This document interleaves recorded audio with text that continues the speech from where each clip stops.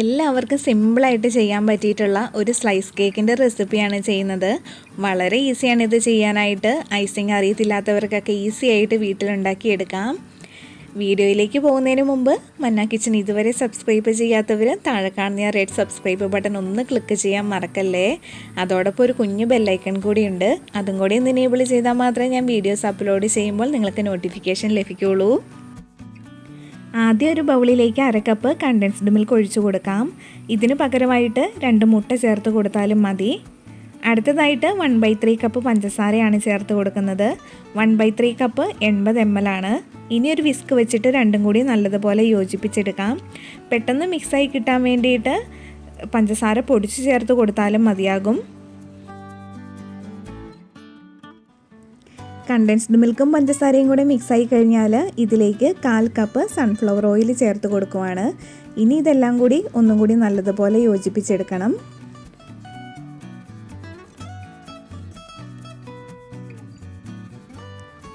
അടുത്തതായിട്ട് ബൗളിലേക്ക് ഒരു അരിപ്പ വെച്ച് കൊടുക്കാം.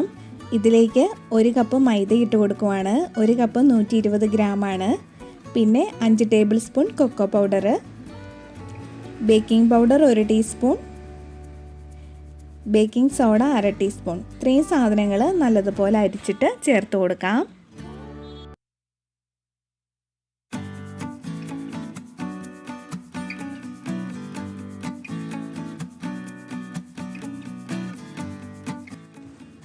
ഇനി ഇതിലേക്ക് ചേർത്ത് കൊടുക്കുന്നത് 1/4 കപ്പ് പാലാണ്.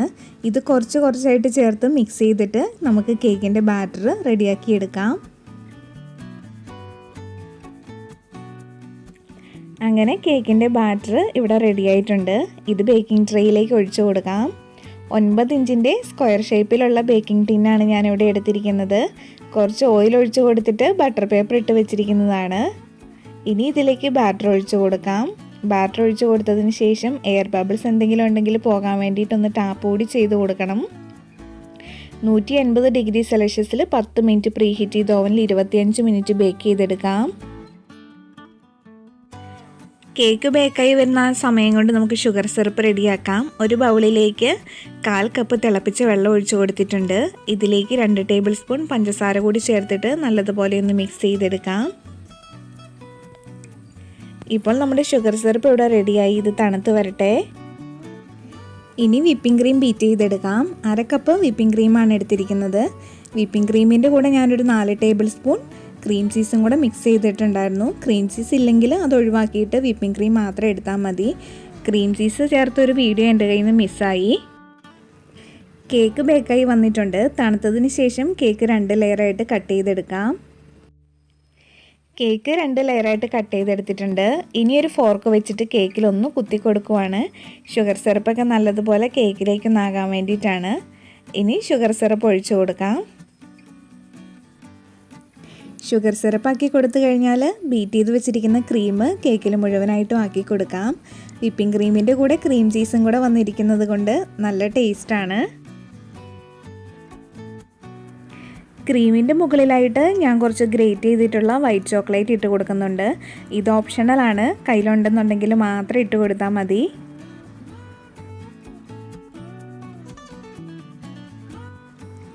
ഇനി രണ്ടാമത്തെ ലെയർ കേക്ക് വെച്ച് കൊടുക്കാം. ഇത്ര പണിയേ ഉള്ളൂ. നമ്മുടെ സ്ലൈസ് കേക്ക് ഇവിടെ റെഡി ആയിട്ടുണ്ട്. ഇതൊരു 3 മണിക്കൂർ ഫ്രിഡ്ജിൽ വെച്ചിട്ട് ഒന്ന് തണുപ്പിച്ചെടുക്കണം. 3 മണിക്കൂറായിട്ടുണ്ട്. ഇനി കേക്ക് കട്ട് ചെയ്ത് നോക്കാം.